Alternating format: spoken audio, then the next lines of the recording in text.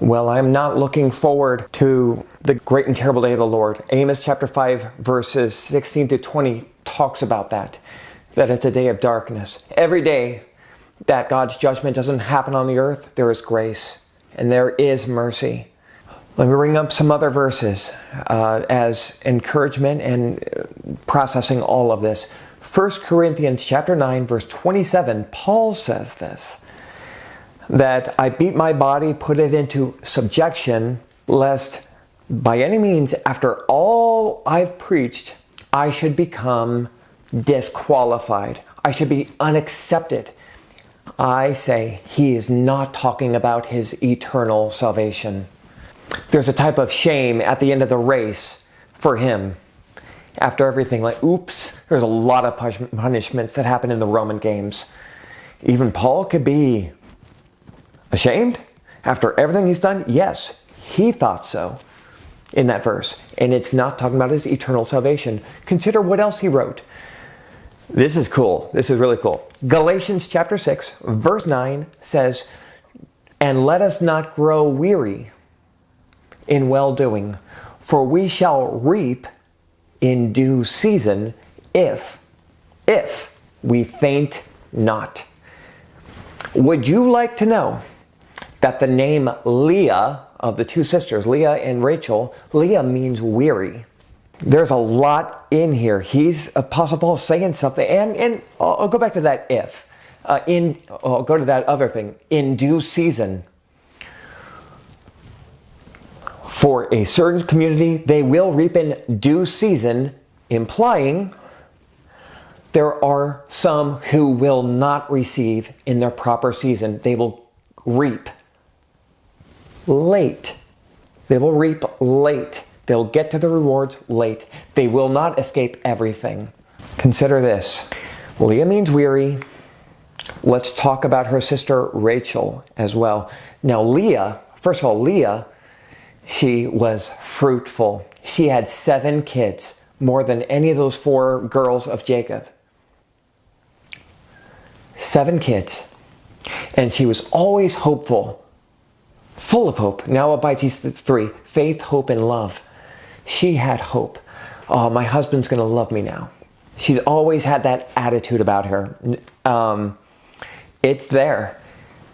Let's look at the other patriarchs. Sarah. She obeyed her husband and was so respectful. She called him her Lord. What a great wife she was. In that respect, in that light.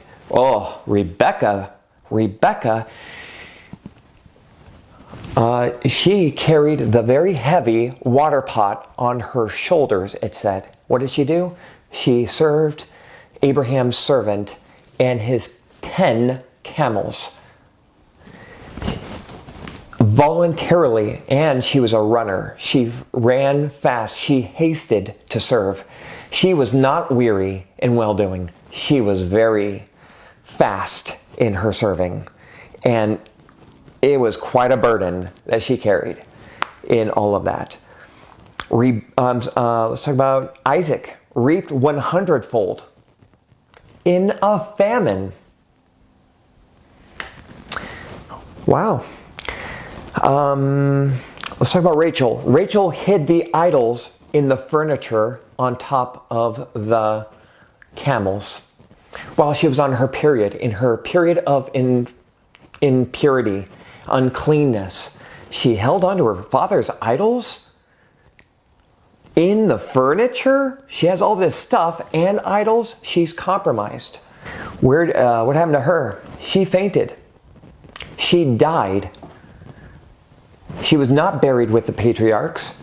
She died giving birth. She died while in childbirth. She fainted while in childbirth, is part of the message we're getting. Cain, remember Cain, when his sacrifice was not accepted, it says his countenance fell. Ugh. He fainted.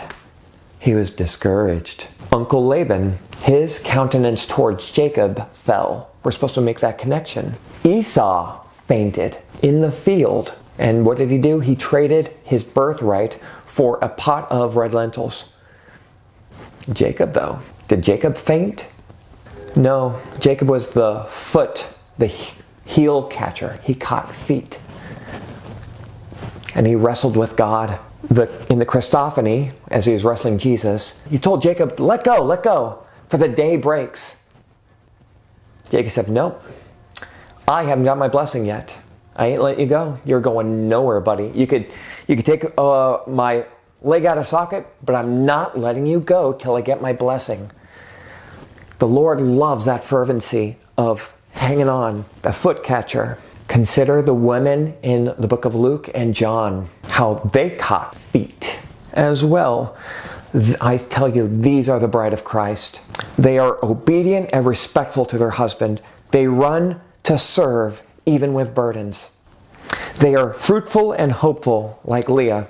They get those feet. They uncover those feet like Ruth. They wash those feet. They cry on those feet. They kiss the feet. Kiss the Son. They sit at his feet and they learn. Not like Martha. Chores are not a bad thing to do, but in this very special time and season of peace and safety, it was Mary who sat at the feet and learned. She chose the better thing to do. And they believe every word. Mary Magdalene, she kept this very costly spikenard for his feet for his memorial. She's the only person who believed him when he said, I'm going to die. She believed him. The disciples didn't believe him. Do not fall asleep lest you enter into temptation. These are special days. I think that I'm 75% sure in the next 48 hours there will be a rapture.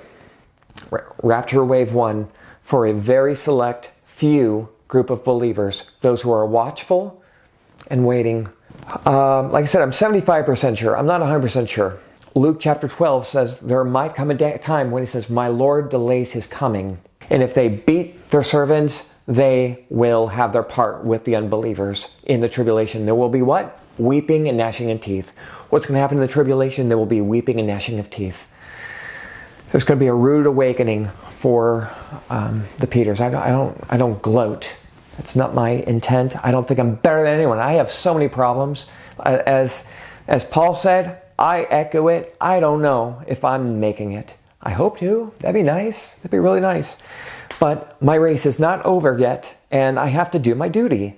There's a number of ways to get thrown into the tribulation, and that's one of them. Beat your servants. Be unforgiving. Hold a grudge.